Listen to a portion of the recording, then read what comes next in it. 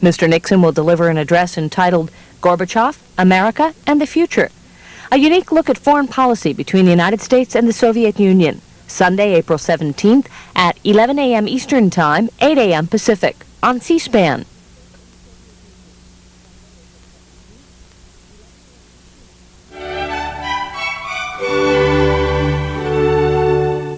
Coming up next on C-SPAN, the remarks of former New York Representative and Democratic Vice Presidential candidate Geraldine Ferraro, delivered at a forum at Boston's Ford Hall. Her address is titled, "After Reagan, What Next?"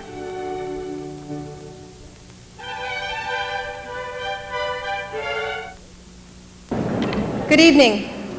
My name is Susan Scher, and I'm on the Board of Directors of the Ford Hall Forum, and I'm also a consultant on women in politics at the Kennedy School of Government Institute of Politics at Harvard University, where I am right across the hall from Geraldine Ferraro, tonight's speaker. I would like to tell you a few things about Jerry that maybe you don't know, because I think everyone believes that they know the most important thing about her. Geraldine Ferraro graduated from Marymount Manhattan College in 1956. She taught second and fourth grade in the New York City public school system while putting herself through law school at night, obtaining a law degree from Fordham University School of Law in 1960. Between 1961 and 1974, Ms. Ferraro maintained a private law practice. From 74 to 78, she served as an assistant district attorney in Queens County. There, she was chief of the Special Victims Bureau and tried cases involving sex crimes, crimes against the elderly, family violence, and child abuse. She served 2 terms as president of the Queens County Women's Bar Association. Then she was elected to Congress in 1978, re-elected in 1980 and 82 by increasing margins. In Congress, she served on the Budget Committee. The Budget Committee sets the national spending priorities for the whole nation. There, she was also twice elected secretary of the House Democratic Caucus.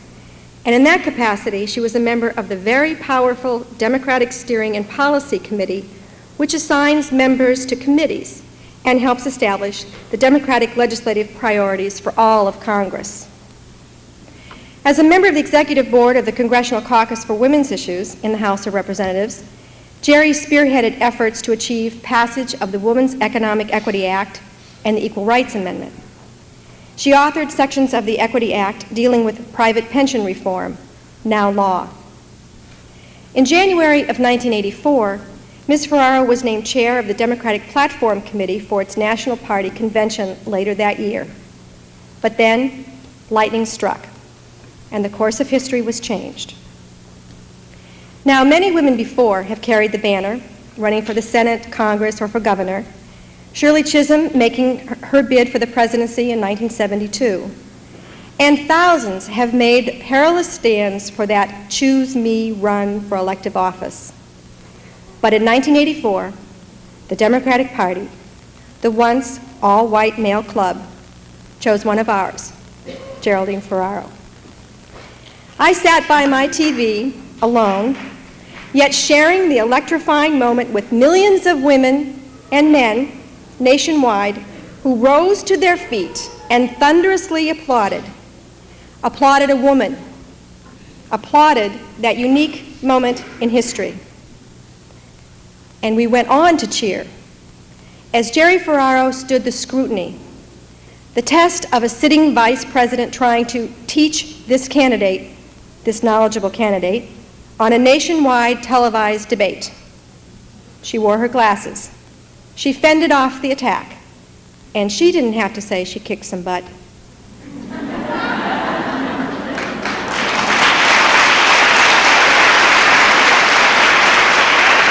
Jerry withstood the scrutiny over her family's finances, that long, protracted press conference. I held my breath, and when it was over, I heard you all letting out your breath too. She did it. No quibbling, no stressful, bitter replies, just a thoughtful woman handling a difficult situation in a calm and reasonable manner. Maybe if Geraldine Ferraro had been the presidential candidate that year, she'd be here now as an incumbent president. This year, with no woman likely to be on either ticket, I've been asked by reporters if the Geraldine Ferraro factor failed. Categorically, it did not. You have before you tonight a woman who wears the mantle of trailblazer well. It still marvels her that she is thanked. But Jerry, I thank you. I thank you because in your capacity as a fellow at the Institute of Politics, where your office is right across from mine, I hear you greeting students, faculty, fellow fellows, political visitors, renowned people of all stripes equally, and with good grace, good humor, and simple goodness. I thank you because this button I wore to Moscow brought comments from 2,000 delegates from around the world, and many Muscovites. They all knew that the powerful US of A had heralded a coming of age with Geraldine Ferraro. I thank you because we can all share our memories of where we were when we heard the news they chose a woman. And I thank you for two other special reasons. One of them is here tonight, my 14-year-old daughter, Julie. Because of you, my two daughters, all our daughters, are growing up in an era when they can not just dream of being at the top. As with all the other trailblazers who have come before us, you are handing down a message that you can do it too. Women can lead. Women can become president. I thank you, Geraldine Ferraro, for being a friend to your issues, your causes, and to us, your supporters. And now I give you Geraldine Ferraro.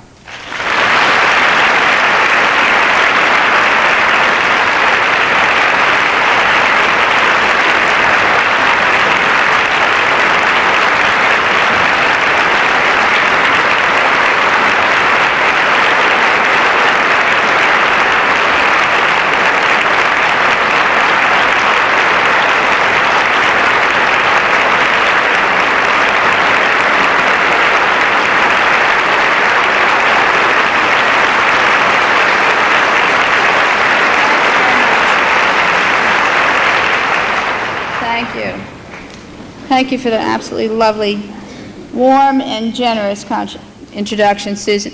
I must tell you that I'm standing on a box, and I'll tell you why. Susan said to me, the podium is very high. When I first went over to Harvard, Susan said, you and I are the same height. And I stood beside Susan, and I said, Susan, I am 5'4". Susan, I'm almost too big to stand on this box. In any event, I can see you all a little bit better. I do want to thank you for inviting me. I am having a wonderful time. As you know, I'm sure, this spring I'm at the Kennedy School of Government at the Institute of Politics, and I'm pretending I belong there. It's just great. Not only do I love the people and the atmosphere, but I don't have to pay tuition. And I have great, wonderful memories of the Boston area for the 1984 election, I must tell you. Bostonians really know how to throw a rally. Oh, it was wonderful. I must say,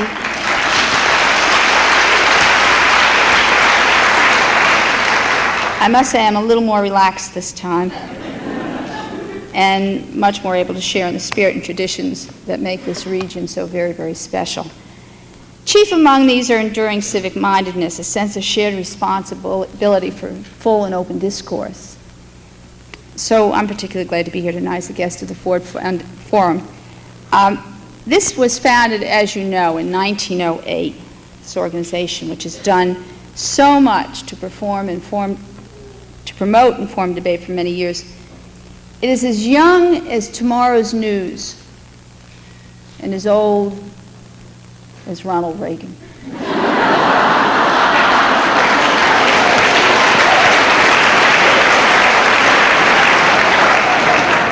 Which brings me to my topic. After Reagan, what next?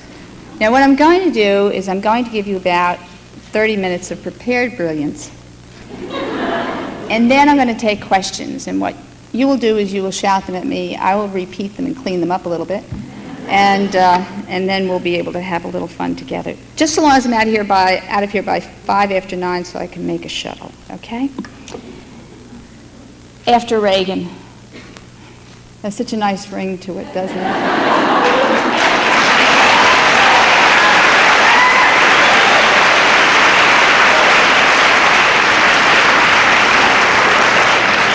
It's a speech I would have loved to have given 4 years ago. But since that was not possible, we have at long last reached the end. It's not that bad. We're close to the end. Is that a little girl or a little boy? Where do we have? Little girl? Tell me it's a little girl. Now, Republican or Democrat, if it was a little girl, the campaign of '84 was for her. Okay?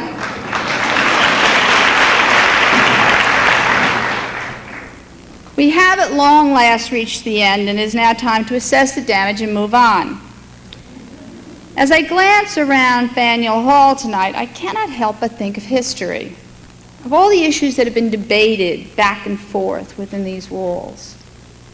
If we could now listen to some of those debates together, we'd be struck, I'm sure, by how some of the issues, which seem so important, have faded into insignificance, while others which seemed less significant at the time had long-term consequences nobody could have dreamed of. That's something to keep in mind as we recall how this administration has defined what really matters, how it spent our money and its time. To do this, we must sort out what it has said from what it has done. We must distinguish what they claimed from what they accomplished. It is necessary to go beyond the short-term thinking that has typified the Reagan years and think about the longer term. Now, let me say at the start that I am deeply concerned. I worry about the ground that most Americans have lost these last 8 years, and I fear the pain that Reagan policies have already caused is small compared to the problems they will leave us down the road. For 6 of those years, we've had, in the words of my friend Pat Schroeder, a Teflon president. And then the Teflon started flaking. After conjugate the deficits, the indictments, and the October '87 crash, the coating has worn thin. One way to sum up the Reagan years, but even more important to look ahead, is to figure out what will stick, so to speak, in the eyes of history. And before I address that, however, let's talk about the things that won't stick. Government by anecdote, to name one. Oblivious charm, to name another. And genial ignorance, to name a third. Gone will be the days and the personality that wins elections, but when governing says, "Don't confuse me with the facts." What will stick are the policies and their effect on the nation's fiscal health, on people's daily lives, and on the government's ability to serve. That's what's after Reagan. In 1984, Ronald Reagan and George Bush asked the American people, "Are you any better off than you were 4 years ago?" Now, Fritz Mondale and I felt the answer for a typical American family was no. And the electorate agreed. At least in Minnesota and Washington, D.C., they did. I know in Boston you did too. So why didn't we carry the state? But by 1986, 2 short years later, our message was getting through, which is better late than never, right? The American people had begun to tire of smoke and mirrors. The supply-side chickens had come home to roost, and the Democrats won back the Senate. Today, the contradictions that Republicans ignored are painfully apparent in ethics, economics, foreign policy, and law. Now let's start with the federal budget. It seems almost cruel by now to recall the President's words in 1981 in his first economic policy address to the nation. Reviewing the mess he had inherited from Jimmy Carter, he bemoaned runaway deficits of almost $80 billion. Worse, the national debt at the end of the Carter presidency stood at $934 billion. 16 days into his first term, Ronald Reagan said, and I quote, "In spite of our best efforts, we may soon see a national debt in excess of $1 trillion. Trying to explain how big $1 trillion was, The president told the American people that $1 trillion was a stack of $1,000 bills 67 miles high. Today, that stack would be 167 miles high. It will take the best effort of our next president to keep the national debt under $3 trillion. It's tempting to say that George Bush, more than anybody else, deserves the opportunity to try.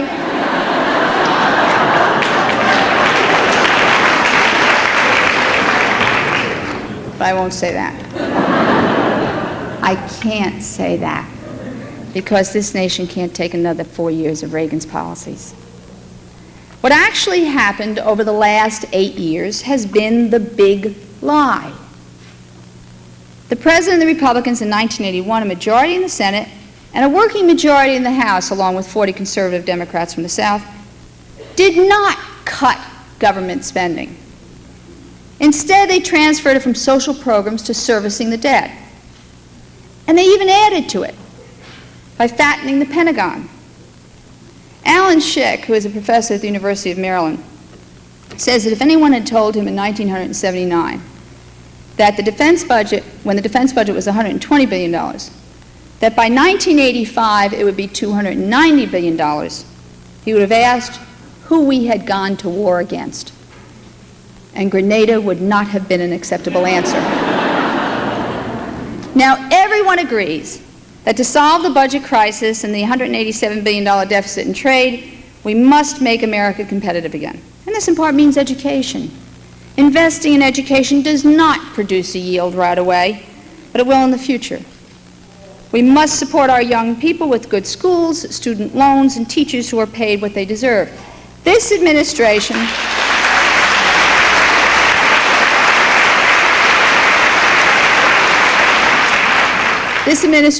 never understood that. When I was in the Congress, Mr. Reagan, in one of his budgets, called for 20 times as much money for defense as he did for education. Of course, we all want a strong defense. But let me ask you, do you want a country that fights 20 times better than it thinks? Our country's real strength comes not from our arsenal of missiles, but from our arsenals of mines, and it is high time that we begin spending less on B-1 bombers and MXs and more on our BAs and PhDs.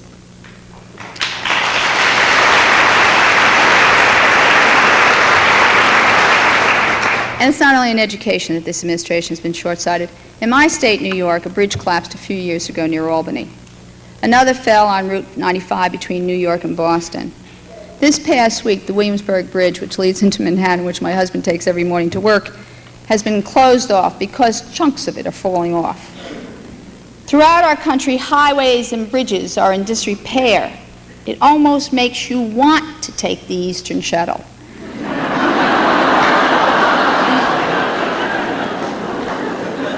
Public transportation is in shambles.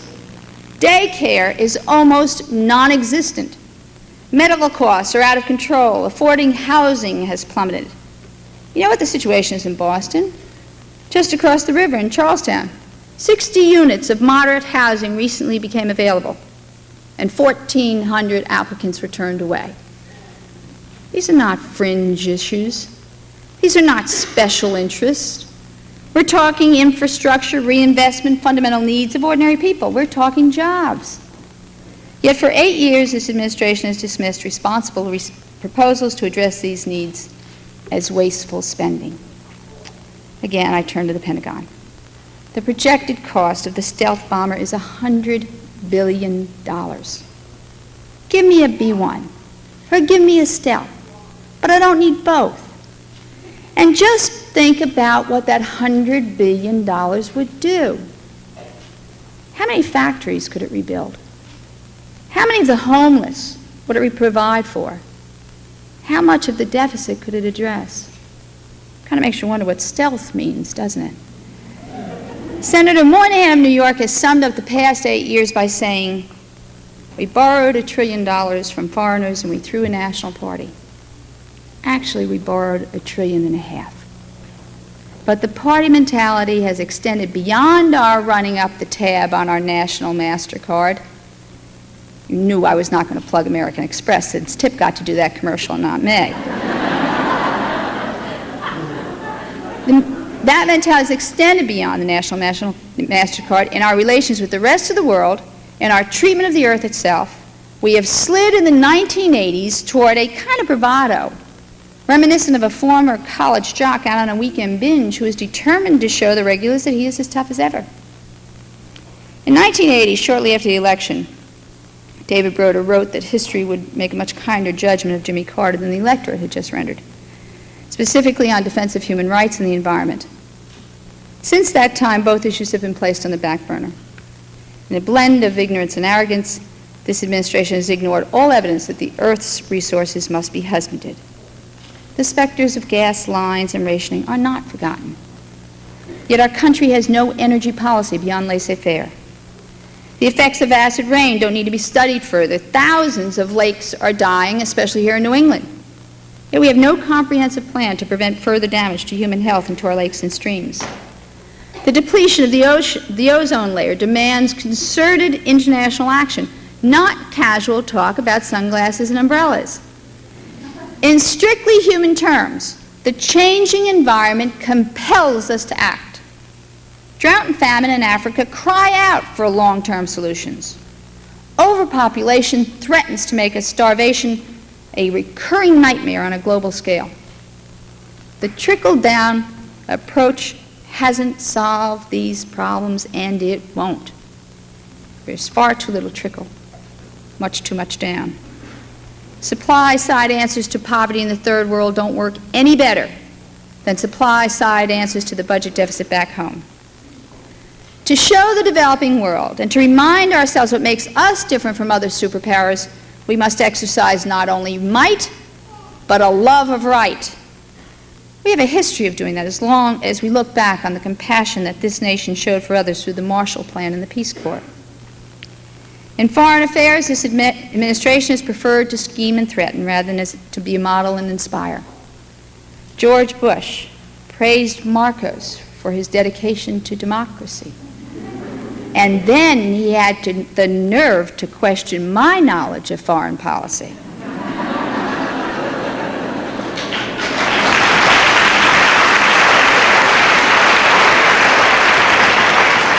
There are deals with Noriega, deals with the Ayatollah, deals with the Sultan of Brunei.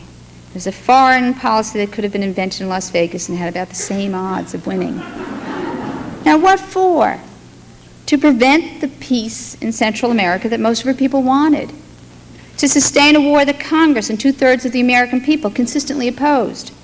Meanwhile, from 1980 to 1987, 23,000 Nicaraguans were killed.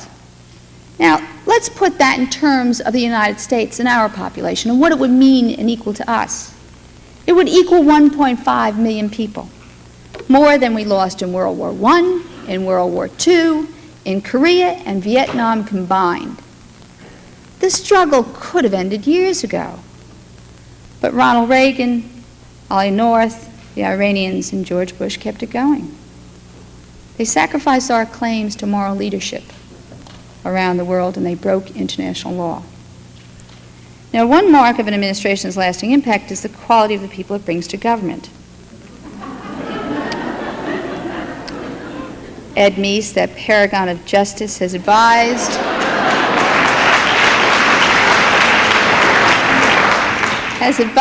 on the appointment of 320 judges, almost half the federal judiciary. Now, if you're looking for diversity, forget it. Ideology aside, most are white males, almost none are black, 5% are women, but of course 25% are millionaires. As I think back over Robert Bork and Jim Watt and Ann Gorsuch and David Stockman and Deaver and Nofziger and the whole Republican menagerie, I am reminded of those beasts in a book I read to my children years ago. I'm sure you will recall Kipling's Just So stories. Well, the Reagan years will go down in history as the Just Say story. Is the deficit out of control? Just say the Democrats did it. Are the laws there that you don't agree with? Just say they don't apply to you. Did your own staff break the law? Just say you can't recall. Are drugs a problem? Tell the youth of America to just say no. Now, I must stop and speak to this point for just a minute. I do so with much pain and with much authority. We are kidding ourselves as a nation if we think we can deal with the drug problem without getting parents, schools, colleges, and universities involved, and without the federal government spending money on drug education, counseling, and if need be, rehabilitation. There has to be something in between telling kids to say no and bombing the boats off the coast of Miami. There has to be more money for the DEA, and the laws must be enforced not selectively, but fairly.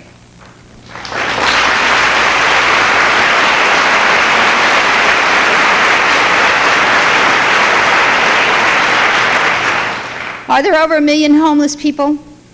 Just say you haven't noticed. Does every responsible expert tell you Star Wars is a joke? Just say you don't believe them. Are we losing ground on women's rights, on civil rights? Just say you don't care. Is AIDS a problem? Just say nothing. And finally, if you think this is a great way to govern a nation, and if you want 4 more years of the same, just say George Bush.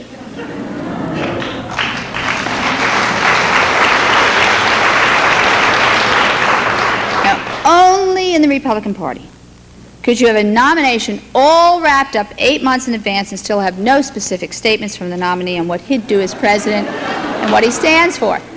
In 1980, Mr. Bush told reporters, "I'll be glad to dodge your questions depending on what I think will help our election most."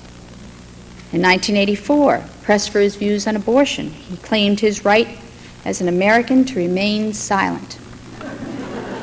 And on foreign policy, he said, "I'm for Ronald Reagan blindly." Just last month, President Reagan vetoed an important civil rights bill. Half the Republicans in the Senate and 1/3 of those in the House voted to override. Where did George Bush stand? On the sideline, naturally. He supported civil rights, he said, but he also backed the veto, saying, "I'm not going to start differing with the president now after 7.5 years. My, how the man has grown." What about ethics in government? Bush said he'd appoint an ethics panel, quote, "to help us avoid the excesses of the past," unquote. But about his own excesses in backing arms for hostages and the secret schemes about Contra-AIDS, even Dan Rather was unable to get him to answer that one. And when it comes to Ed Meese, Bush says we must not prejudge him. No one agrees with that statement more than I. But you've got to admit, it really doesn't look too hot for the top law enforcement officer in this country to be called before grand juries on 13 occasions. That was until today, and his wife got in trouble. In 4 different investigations. And to be appearing on TV, not to discuss the affairs of the nation, but rather to proclaim his innocence. Even more than the appearance it gives, it raises a very legitimate question. When does Mr. Meese have the time to do the job he's being paid for? So what does George Bush absolutely, positively, without a doubt stand for? Reaganomics. And that's what you'll have after Reagan if Bush is elected. It's a strange thing. 8 years ago he said it could never work and he called it voodoo. And now that the ill effects that he predicted have come true, now he's totally behind them. I guess if it weren't so serious, I'd find it funny. We can't go on ignoring the economic situation we're in. It is morally wrong. Regardless of what Ronald Reagan fails to understand, George Bush knows better.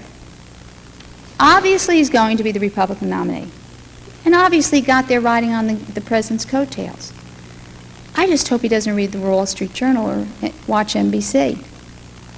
In a recent poll of theirs, when asked whether they want the next president to continue Ronald Reagan's policies or change direction, 35% said continue. 58% said we need a change.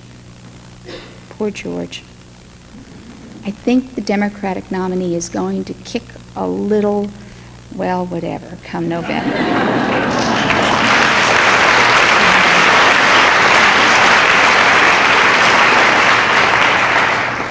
And who will that nominee be?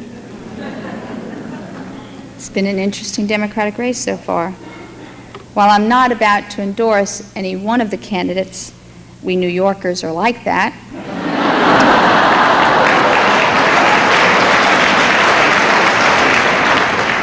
Let me say that I am proud of each. I admire the competence of Governor Dukakis, the moral passion of Reverend Jackson, and the thoughtful realism of Senator Gore. But whoever our candidate, I would hope that the new Democratic administration would look to the time after Reagan and do a few basic things. First, it has to be honest with the American people. It should take a full financial accounting of where we stand as a nation, and it should outline in detail how we are going to get our financial house in order. If taxes need to be raised after election, let's raise them. I've said the T word again.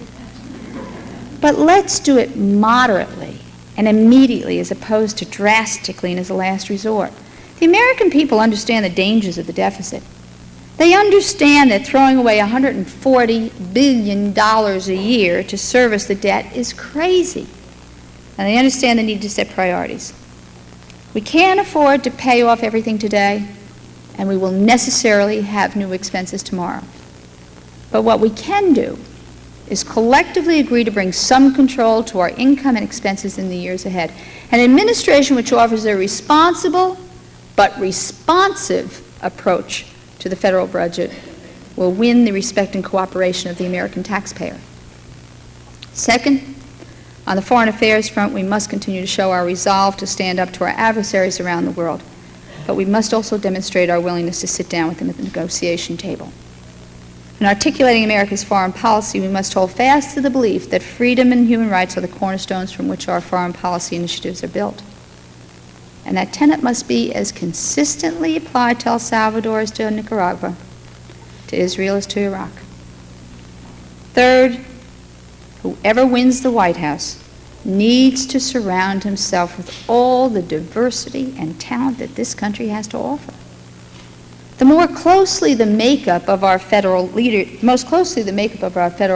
reflects the diversity of our nation, the racial, ethnic, and sexual diversity of our country, the more likely our federal priorities and programs will be realized. The power of appointment is one of the most powerful tools which a new president will inherit. And after looking at Deaver, Meese, Reagan, Casey, and Nossinger, you've got to admit that white males do have their limitations.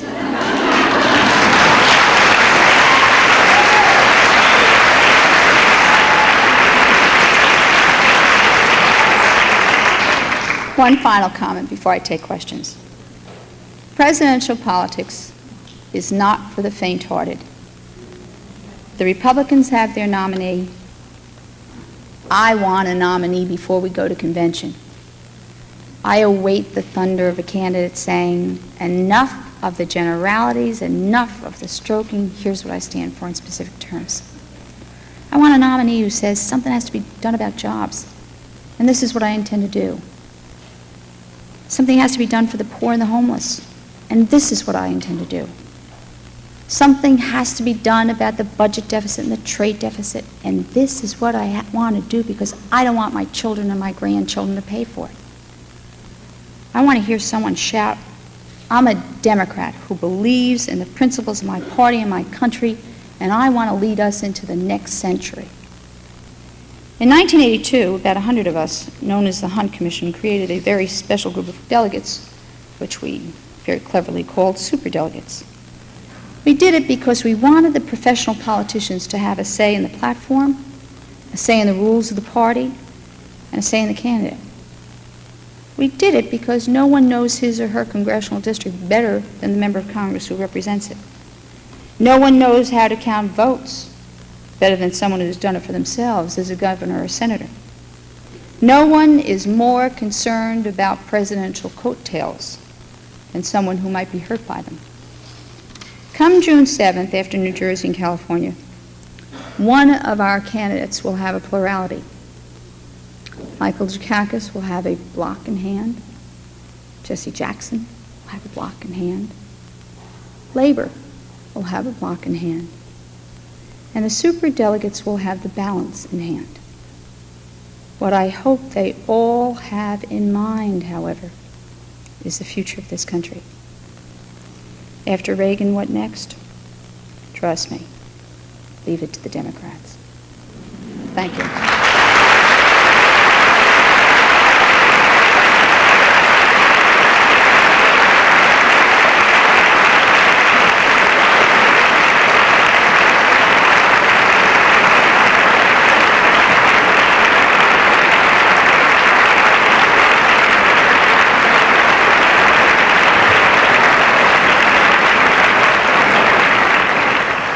Take your questions and I will try to repeat them, so keep them short, okay? In 1984, you went in a very exciting but grueling campaign. Would you encourage other women to run for office? What do you think women bring to the positions of political power? And what advice would you give to women who do want to run for office? The question is, would I encourage women to run for office? What do women bring to office? And what's the third part of it? What advice would you give to What women? advice? Encourage what we bring and advice. This is hard to do. God, I'm too old and tired to do this. Okay.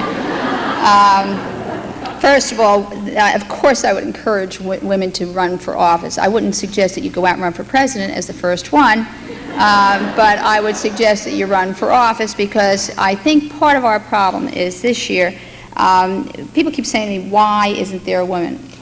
You look where women come from, look where presidential candidates come from. They come from state houses, they come from the Senate, they come from Congress, though not too many come from Congress. But look very carefully at where our candidates come from. We don't have women in these positions. I mean, it's about time we start moving them in. We have one Republican governor, Kay Orr of Nebraska, one acting Democratic governor, thank God, in Arizona.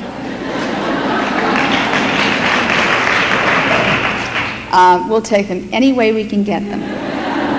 And we have one Democratic governor in Vermont who's terrific, except she's got she can't run. She's born in Switzerland, so she's constitutionally eliminated from running for national office. So that's, think of our numbers. We have in the Democratic side someone who leads even a taller piece than I do, Barb Mikulski, who's my best buddy, who is a senator. She's just there this year. There's no way she's going to move out of that spot. She's so thrilled that she's there. And she's right. To run as soon as you get elected to the Senate would be the curse, the witch's curse on you when you come to run for, and there are those things in politics, when you come to run for re-election if you don't make it to the presidency. So she's not moving. Nancy Kassenbaum has said she didn't want to do it. She's a Republican from Kansas, and that's it. That's it. In the Senate and state houses. Who do we have in Congress? Pat Schroeder got out there. Pat Schroeder could have been an incredibly good candidate had she wanted to stay. But it's amazing. I was talking to someone who's writing a paper on how women approach problems differently, and I quote Carol Gilligan all the time. I'm very careful, as you notice, with my quotes. Ever since what happened to Joe Biden happened, I am so careful. But Carol Gilligan talks about the need to have women in office, and one of the things that I was asked about was, how do women deal with these problems differently? And we do. It is essential that we get women running for office, essential that we get us into a position of power so that we can, therefore, take over the country. No, I'm not kidding.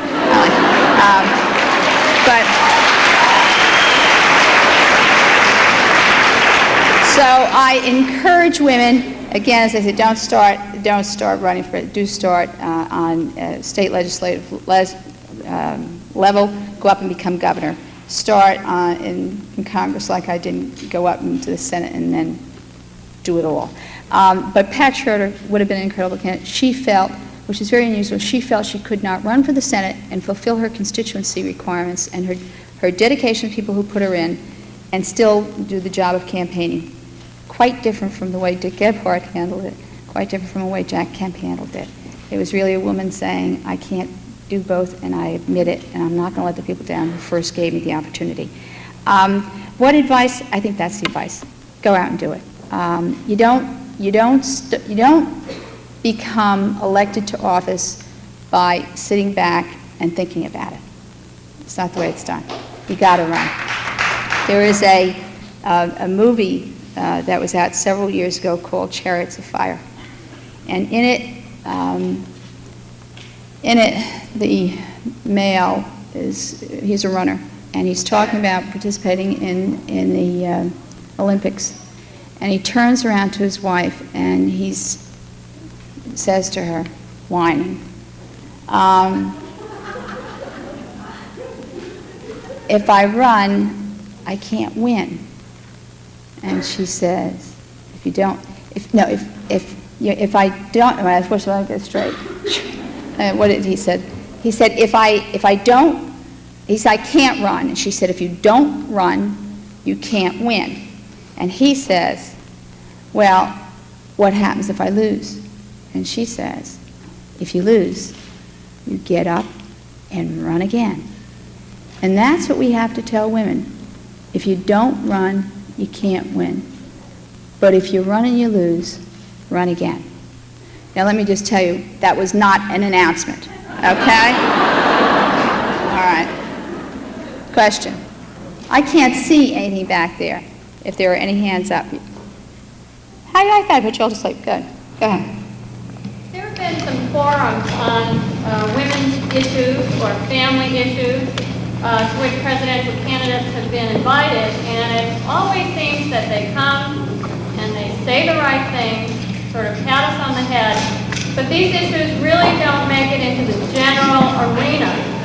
And I think you've mentioned education and child care. I think they're critical to everyone across the country. When are we going to put some teeth in those issues and get them up there in the general arena where the other tough things like defense are being discussed? Okay. The question was, the comment was that very often these candidates go to fora that are conducted on women's issues, and they say all the right things, but then when it comes to affecting legislation, it's kind of not there. When are things like child care and daycare going to get the attention they deserve? There are two parts to this. Let me address one first, and that is that for very, very long, the far right has defined family issues, and what is happening now. I just attended a conference that was held at the end of January that was held by the Democratic members of the House. I was invited as a panelist. And what they are doing is they're talking about family, but when they're talking about family, they're not just talking about, you have the husband, the wife, and 2 kids, and they sit down and they watch television together and all those wonderful things that the model family was maybe, 30, 40, 50 years ago. That's not today. When they're talking about family issues, they're including things like daycare and child care because they understand, A, that it's the right thing to do, that there's so many people out there who need help. So many people where there are single heads of household, but also where there are two income earning families where you need both incomes. And so child care, daycare is no longer just an issue for somebody else. It is an issue for middle class America, and it is also an issue for the economy, an important part of the economy. So I think that you are beginning to see that happen more. The fascinating thing I find, though, is that there are still things that are not being talked about, and that is when people were talking about the farm crisis out in Iowa. I mean, everybody's saying this is terrible, and it is. Banks were foreclosing, tractors and all those other big machines were being sent back and sold off at auction. It was devastating. But you know what nobody ever talked about? Was the amount of domestic violence that is the result of that farm crisis. And what had happened was that the Women's Political Caucus out there was unable to do the registration because they were so busy attending to the needs of the women who were victims. I think that's the type of thing that also has to be looked at. You have to look at the broad issues and then see behind it to see what is happening to women. Now let me make a comment, and that is, when will that change? I think if you elect a Democrat, it will change. Now I'll tell you why. That's not a partisan comment. But let me tell you why. When people run for office, let's just take for instance, let's just take Governor Dukakis. Let's suppose he were our nominee, and let's suppose he were elected. Who's running his campaign? Susan Estrich. He has a woman foreign policy advisor, Madeleine Albright from Georgetown. He has several women who are in top positions on issues in the campaign. In that next administration, George Bush doesn't have very many at all, but he does have one who handles public relations, I think, and he too is speaking about daycare because he's beginning to understand that it is an economic issue. But what happens is, when I pick on him just a little bit, I'm entitled. But what happens is, when you have women in those positions, they will, if the candidate kind of forgets when he becomes president, you can imagine if Michael Dukakis, do you all know Susan as well as I do? I mean, well, she's just done it. Susan will probably end up she'll probably be on the Supreme Court. She's brilliant, one of the most brilliant lawyers I've ever met. But you can rest assured she isn't going to let him forget for 1 minute what's happening to the women in this country. I can't see. Go ahead. Yeah, you mentioned that... You have to do it louder. You mentioned that more women should run for office and fill the ranks, and probably the presidency wasn't the place to start. How do you think that applies to Jesse Jackson? I think it does apply to Jesse Jackson. The question was, I said more women should run for office, but they shouldn't start with the presidency. And he said, do you think that applies, or how does that apply to Jesse Jackson? I think it applies to Jesse Jackson too. Last night I was up in Buffalo, and I said this, and I thought one of his people who was there would go absolutely crazy. And during the question period, he was the only one. I got booed twice. Once was when actually I got booed once, but I got yelled at. Once I got yelled at by the Boston people and by this guy for Jackson, and I got booed when I said that I had flown up to Buffalo with the Boston Bruin team. I mean, that disaster. Let me say that I think it applies to Jesse Jackson too. I don't think you start off by running for president. Jesse Jackson will not be the nominee. And it won't only be because he's black. I mean, that's not the reason. The reason he will not be the nominee is because of a lot of other things. Take him and put him on the same level as Pat Robertson. And that's how you have to judge Jesse Jackson. Forget the color thing. Let's not constantly concentrate on that. We know what color he is. Let's look at what he is compared to Pat Robertson. Does anybody for 1 minute believe Pat Robertson is going to become president of the United States? Okay, then let's look at it. Both are ministers. Both have had no elective office experience. Both have had administrative experience. Pat Robertson with CBN and Jesse Jackson with Chicago's Operation Push. Both of those experiences have been questioned. They've been looked into. There's certainly not something that people have said this has been a tremendous experience and we can show that it's been a successful achievement for either one of these two men. Look at both of them. They both have some slightly strange ideas on foreign policy, one to the left and the other to the right, but both ideas that are not mainstream in this country, not even close to center. And look at where they are in their economic policies. Both extreme positions. I mean, if you take a look at that, you have to say, do we really believe that Jesse Jackson will be the candidate? No. And I leave out the race issue. I have said on more than one occasion that looking on both of those two people, I mean, Pat Robertson is what he is, and we watch what he has done, and nobody considers him a serious candidate. I preface my next comment by saying, had I not been a woman, I would not have been the vice presidential candidate in 1984. I admit that. The only one who thinks differently is my mother, okay?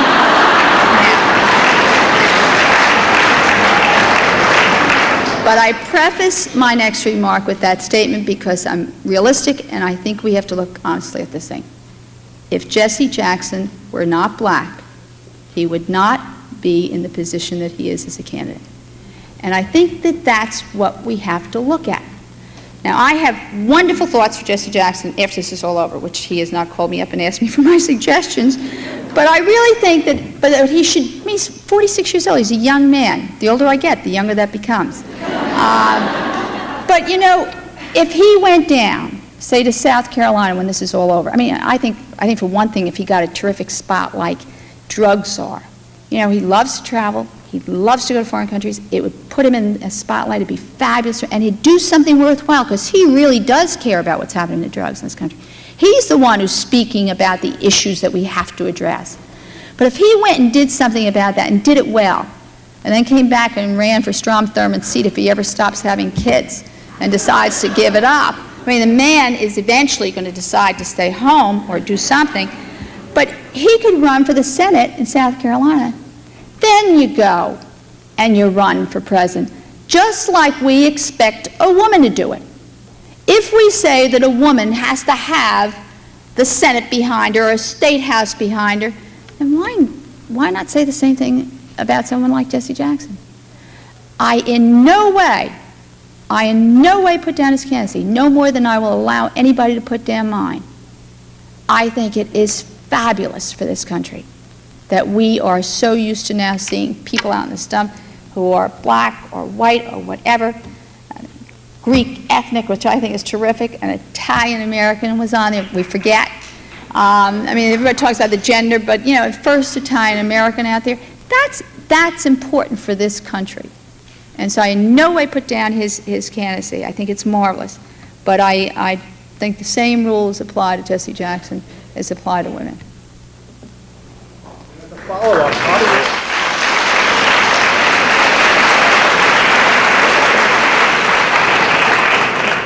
As a follow-up, how do you account for the tremendous response that Jackson has gotten? As a follow-up, how do I account for the tremendous response to Jackson this time? For one thing, he has this time, instead of getting 60% of the black vote, he's getting 90%, because Fritz Mondale had a very superb record with civil rights, and a lot of civil rights leaders who were with Fritz in 1984 and are not with other candidates this time. They went with Jesse Jackson this time. So that's part of his response. He has a very disciplined group of delegates. I mean, they're just so excited about what's going on.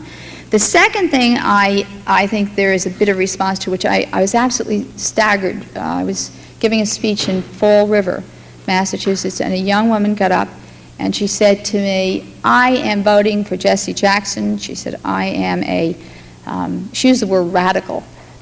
She's a feminist. Some of us, you know, don't really consider that radical, but she felt she wanted to use radical, and that was fine. And she said, I'm voting to send a message to the Democratic Party. And she said, I want the Democratic Party to know that I don't like, you know, what they're doing with this fling around trying to satisfy the white males in the South and the counting of the votes of the ethnics and wherever. And she did a speech after mine. But I account for a lot of people who are trying to send a message. And I think there is a third piece, and that is that if you take a close look at the votes that Jackson has gotten, they have hovered around, as I said, 90% black and the 7, 8, 9% white, according to all of the figures that we've seen. Basically, there's some states where it's been different in the Northeast, in Connecticut and Maine, but mostly, you know, hovering around 7 or 8%, which is basically, you know, a lot of the whites they got last time. And they are not the people that he is appealing to. People he is talking to, and believe, I say again, he is saying the things that people need to hear, especially people who vote in primaries. Things that people want to hear, which is You know, somebody has to do something about jobs. Somebody has to do something about this terrible farm crisis that we're under. He is saying those things to them, and so that accounts for it. He's also running a much, much better campaign than he did in 1984. In 1984, just watching what he was doing was disastrous. We even trying to deal with him on the platform committee, as I was chair of the platform committee, was very, very difficult. Now it is a very well-run campaign, and it is doing very well. In fact, Barney Frank's sister, Ann Lewis, is very involved with the campaign.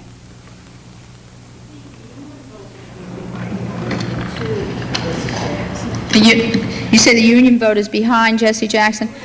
Well, what they've said, and that's one of the things I've alluded to very briefly here, is that though he is appealing to those, especially those people who are unemployed, that what the review of the people who are voting for him is showing is that most of them are yuppies. Slightly on the liberal side. But the other thing I have to tell you that the Labor has done, which is why I said that Labor will have a good number of votes in hand come the convention, or come the period of time before the convention, is because Labor has done something very interesting this time. They have not backed one candidate. They have delegates in every single campaign. They have people running as Dukakis delegates. They have people running as Gore delegates. They have people running as Jackson delegates. And there are people who had run as Gebhardt delegates and Simon delegates. And if you were a member of Labor and Gebhardt tells you how to vote, or Lane Kirkland tells you how to vote, and Gebhardt's no longer the candidate, who are you going to listen to? You listen to Lane Kirkland. So I think that you're going to find a lot more strength by Labor at that convention, but spread out over the whole campaign. That wasn't your question? I did that whole thing and it wasn't even a question? You've been very gracious and it's wonderful to hear you. But these candidates this year are not getting the going over that you got. You're right.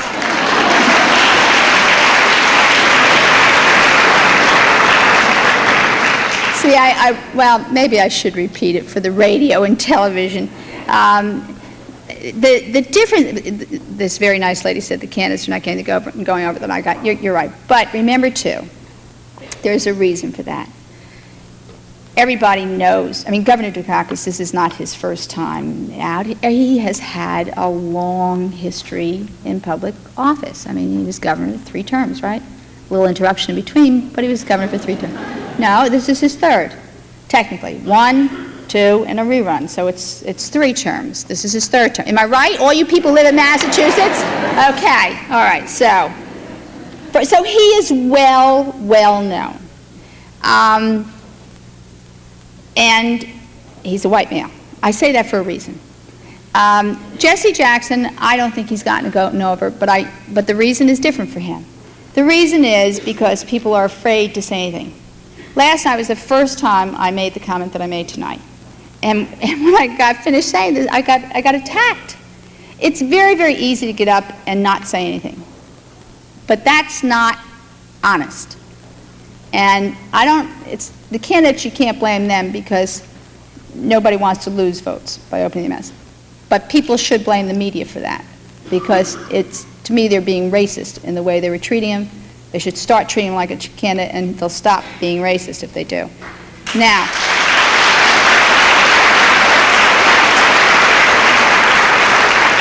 let me just say, the 3rd candidate, Senator Gore, he's had an experience of being in public office, and on the Republican side, George Bush has the longest resume in the history of the world. Okay? Now, and Senator Dole, the same thing. These are all well-known people. When I came on the scene, first of all, the press didn't know what to do with me. And they didn't know me. What's fair is fair. I was a 3rd-term member of Congress. When I ran for office the first time in 1978, do you know there was a newspaper strike in New York? Best thing in the world that happened to me. Best thing. Rupert Murdoch was out of business the entire campaign, so it was wonderful. And if you look at how things went, I almost got a free ride. Nobody bothered to really look. I did a good job as an assistant DA. I did a good job as a member of Congress. I never did anything. I mean, even after the Justice Department investigated me for 22 months, they never found that I'd ever done anything wrong. But you must understand, and I think we all have to, especially I, that I was new. I was a novelty. The press didn't know how to deal with it. The women members of the press who cried at the convention openly were so upset that anybody would think that they were favoring me that they bent over backwards, to be tough. On the other side, the Republicans had watched the polls. Now, the month or 2 weeks before my nomination, the polls had shown Fritz to be about 15 or 16 points behind. As soon as the convention went on and everybody was stuck with this euphoria, the polls shot up and we were neck and neck. Now, the Republicans went berserk. They didn't know what to do with me either. And so a lot of the stuff that went on was, do you ever read about those, an unnamed reliable source? Well, that started a lot of the stuff with us. And so it was understandable. And then the third piece was being an Italian American. Now, I have to tell you that I did the Oprah Winfrey Show with Sam Donaldson about a month and a half ago, and a couple of others. John Scanlon was on, and Gail Sheehy. That was it. And what happened was Sam Donaldson was asked by Oprah if he thought the press had treated me fairly. And he said, absolutely. He said, we had to find out whether or not the rumors about her organized crime connections were true. And, you hear those rumors. We've all seen Godfather 1 and 2. And so we had to check them out. And I turned around and I said, are you telling me because, and he kept on saying, but we found out you don't have these connections. I mean, it must have been 2 or 3 times he said the same thing. And so I said to him, every time an Italian American runs, is this what we've got to expect? I mean, if somebody starts a rumor, is this what you got to expect? Well, he assured me no. But that was a real problem. A sad thing I have to tell you, which is sad but funny. My husband is a very sweet, very quiet man who really he's not funny. I mean, he's not, I didn't marry him because he's funny. I mean, I married him because I love him. But he was walking down the street with me one day, and we had read another article, this was about 2 months ago, about, supposed organized crime. And we just figure out whether you sue or you don't sue. It's such a pain. And he turned around at me, he said, Jerry, he said, we must be the laughing stock of organized crime.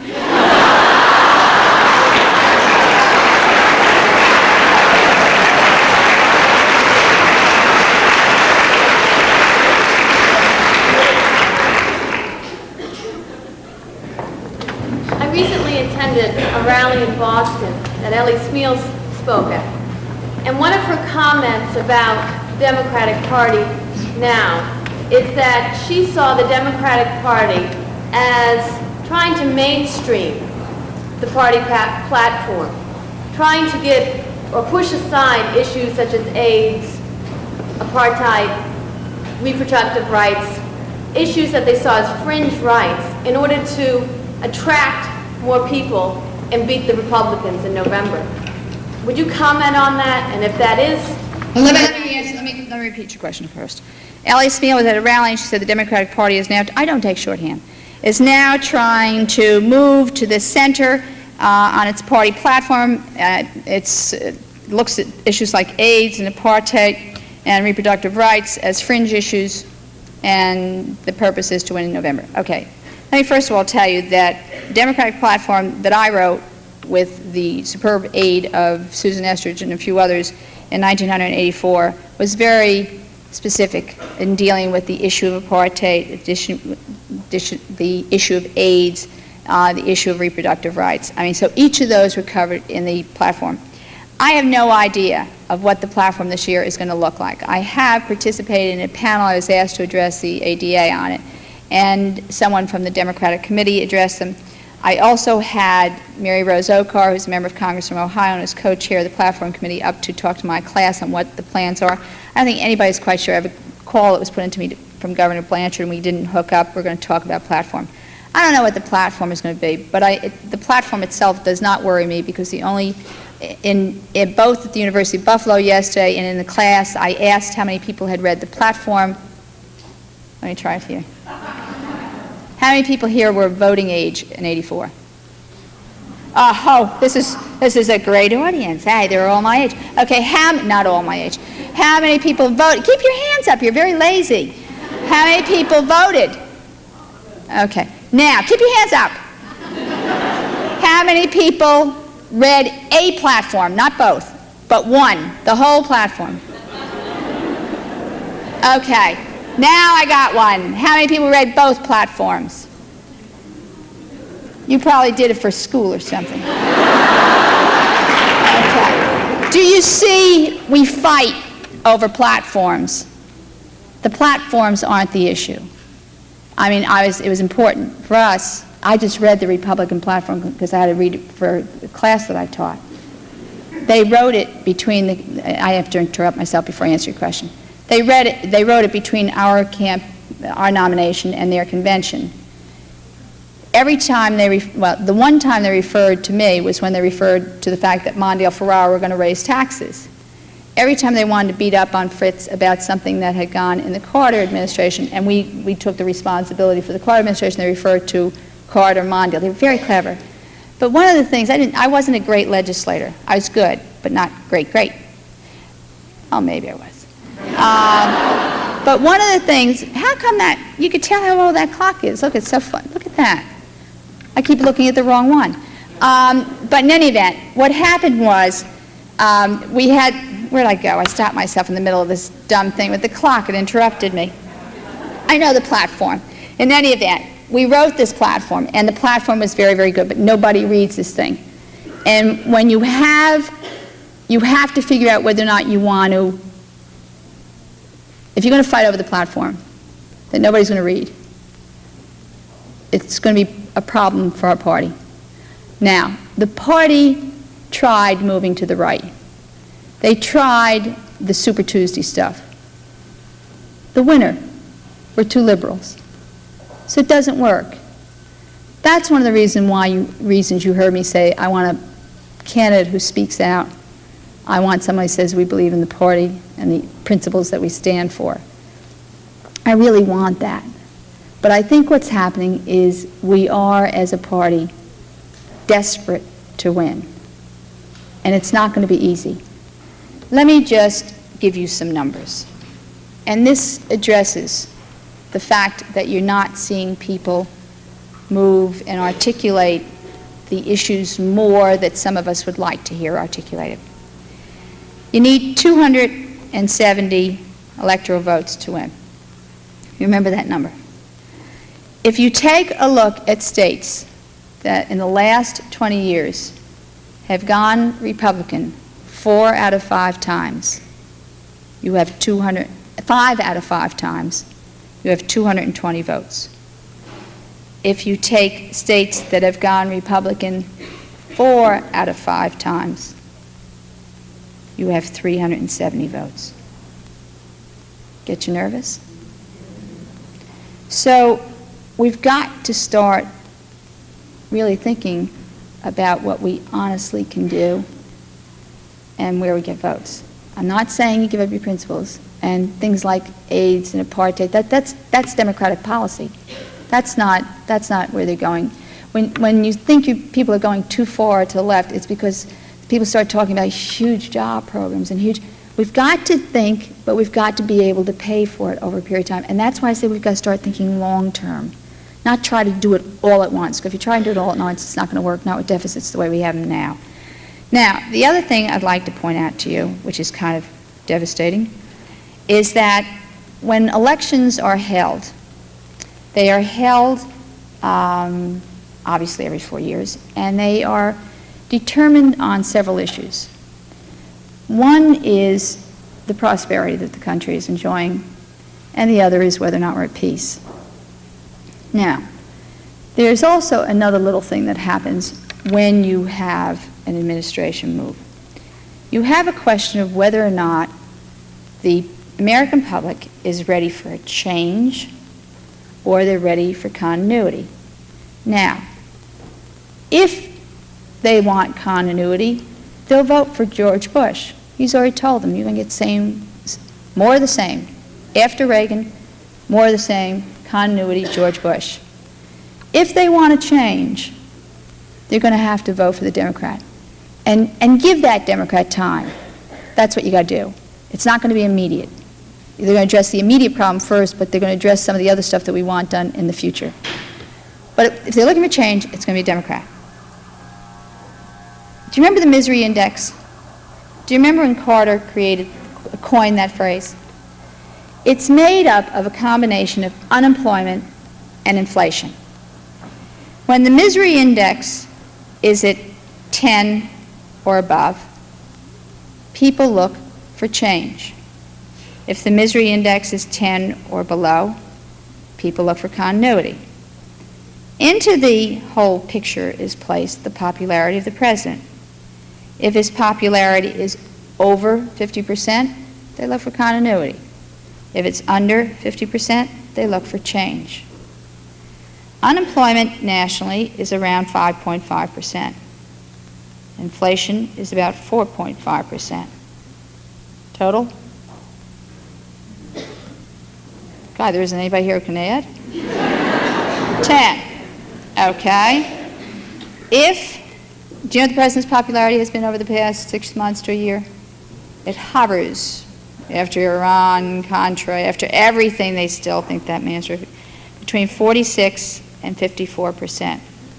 Now, if you take a look at the 10, the misery index, and you take a look at the president's popularity, unless somebody self-destructs, you are going to have a very tight race.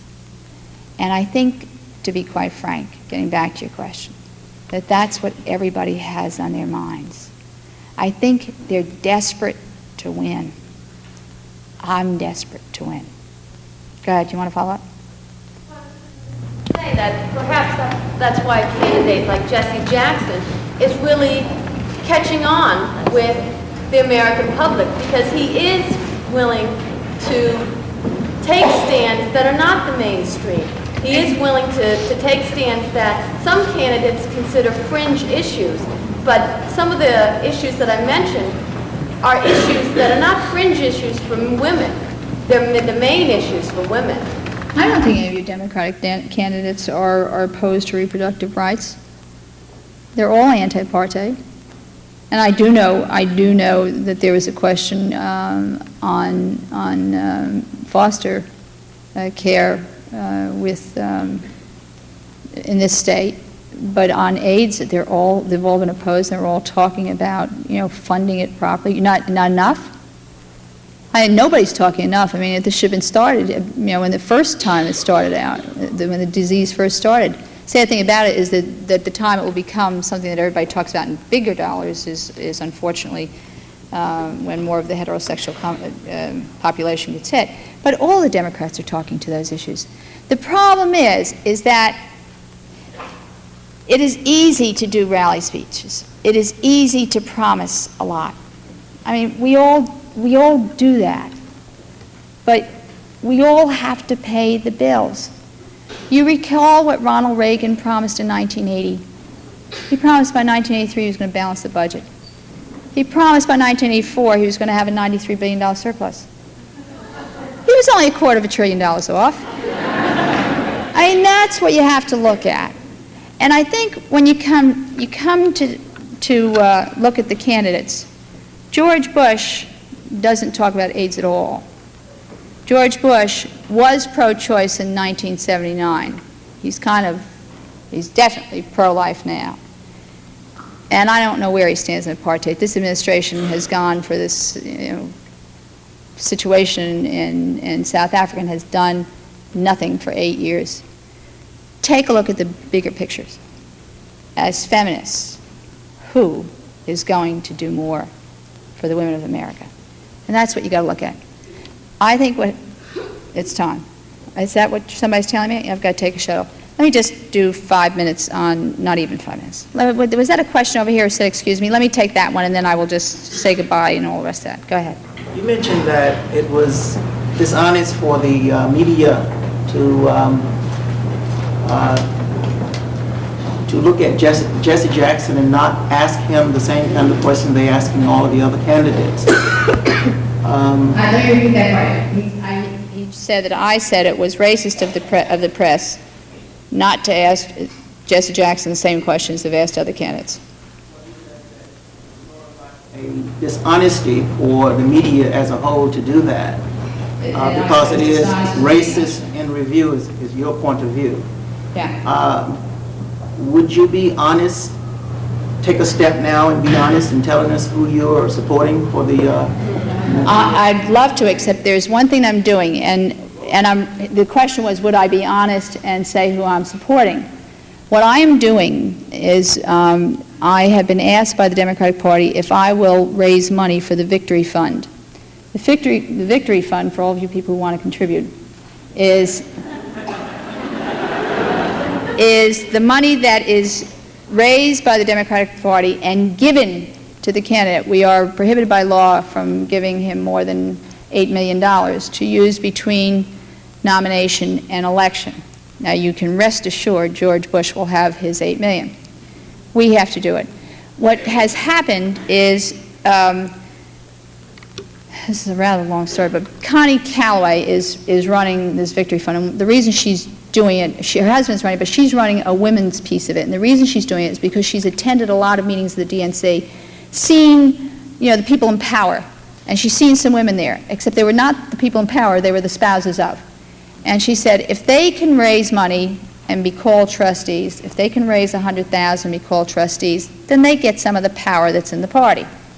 So she has decided that she is going to take on the task of attempting to raise $1 million from women throughout the country. And the way she's going to do it is she's going to have fundraisers in Houston, maybe one in Boston, Washington. We were up in Buffalo. We convinced some women up there last night. And what's going to happen is they're going to try and get 100 women to raise $1,000 each, or give $1,000, and select one person as a trustee to the Democratic National Committee. She wants to raise $1 million. She's asked me if I will go around the country to give speeches in each one of these places in order to raise the money. Now, suppose I declared for Al Gore, and I came into Massachusetts and said, you got to give your money.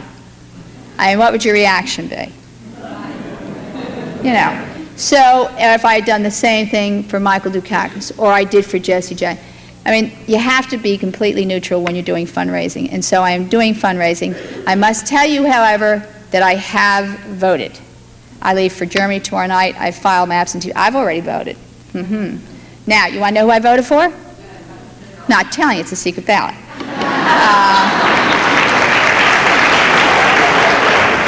Let me just take a minute. I do want to try to catch the Pan Am shuttle tonight at 9:30.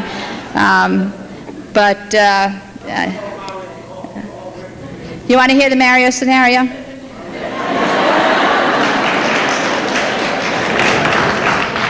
If I miss my plane, we're all in trouble. Somebody's going to have me over. What happened, I've known Mario a long time, since 1971. He was our attorney. Though a whole bunch of us are lawyers, he represented us in a zoning thing. He was brilliant.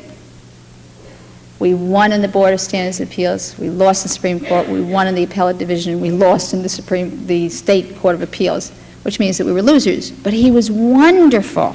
And we all became fans of Mario because he's brilliant, and because he does have a lot of charisma, and because he's very articulate.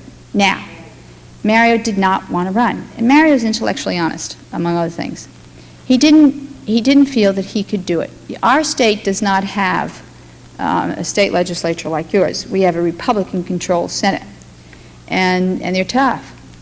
And Mario really felt that he had to remain on as governor. If there were a time for Mario to have gotten in the race, it would have been after Super Tuesday, because Mario, like anybody else, would have to be tested in the primaries. And Mario is the first one who has said that. I mean, he's honest. If I say it once, let me say it 1,000,000 times. If he had wanted again, he should have gotten in then. Not having gotten in then, can you imagine? These guys have been in Iowa, they've been in New Hampshire, they've done 2 jobs like Dukakis has, like Gore has. They've been all over the place. I mean, really knocking themselves out for 2 years. They're bloodied. One will go in with maybe 1,500 delegates, another will go in with 1,000. They go in, they're bloodied as it is. Imagine Mario walking in after all this is all over and saying, "Hi, guys, I want the nomination." It's not going to happen. It seems to me that when the time comes, I don't think anybody's going to have a majority, the 2,082 that they need after the California primaries. But I would bet that with the number of uncommitted superdelegates that are out there, as well as uncommitted delegates from other states, that there's going to be one candidate who's going to be sufficiently far ahead to get on the phone and say to those people, "Do you want to win? How much will George Bush for 4 more years mean to you?" And you know on the other end of the phone, whoever's been elected is going to say, "Yes, yes, yes, yes." And then he's going to talk about how he needs their help. He's going to talk about getting on the train before it pulls out of the station. And I would hope we would have a candidate come before the convention. That's what I said in the speech, and that's what I mean. Let me take 2 minutes in closing to talk to you about 1984, because, you know, people turn around and they say, "How do you feel?" I mean, you lost. We did not. We did not. When we opened that door of opportunity in this country, when Fritz Mondale put a woman on the ticket, and when I'm talking about the candidacy, I'm talking about the candidacy, I'm not talking about Geraldine Ferraro, okay? A number of women in this room could have done precisely what I did, and sometimes I almost wish it had been one of you. But nonetheless, if you take a look at the candidacy was important for this country. We won in 1984. In 1984, we said that there would no longer be a men-only sign on the door of the White House. Now, it's been important, and I must say that I have gotten, over the past 4 years, letters from people saying how much it meant to them, I mean, the tears of the convention, and the excitement, the stuff like, "If you did it, I can do it," and therefore I went to medical school or I went to law school. And it is terrific to know that. It is wonderful to have experienced what I did. I mean, meeting people who make up this fabulous country. But it wasn't only for women, and that's what we all have to understand. It wasn't for Jerry Ferraro alone. It was for the country. And that's what Jesse Jackson's candidacy is all about, too. I'm very proud of his candidacy, very proud of mine. If you take a look at what has been said in 84 and 88, it's this. We now as a nation are turning around and saying, we got 225 million people in this country, and we're no longer going to go straight down the line and eliminate half from consideration for leadership. We're saying we're going to take this huge universe of talent that is very American, it's strong, and we're going to make this office highly competitive. We're going to pick the biggest and the brightest. And you know what? When all is said and done, that can only be positive for this country. It can only make us a stronger nation. So for my part in that very special campaign, I really